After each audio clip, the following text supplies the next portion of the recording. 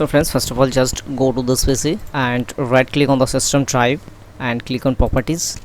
Here you will find the used space 31.6 GB. That means your pen drive should be bigger than this size. Okay, just click on OK and close it. And now just click on start and search for recovery drive. Just open it, click on yes. Okay, just check this box, backup system files to the recovery drive, then click on next. You'll have to wait here for a few minutes. Now just again go to this PC and check that USB drive is E. Here also the drive is selected E. Okay, then click on next, and it is showing that every data on your USB pen drive will be erased. Make sure you have taken a backup of your USB. Just click on create, and here you will have to wait for 30 to 60 minutes.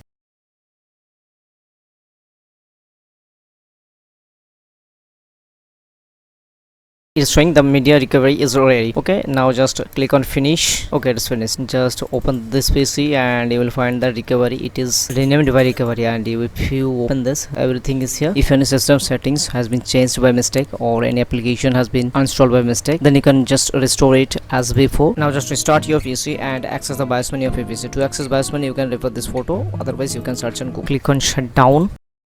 Now just on boot menu, just to select your USB and click on enter.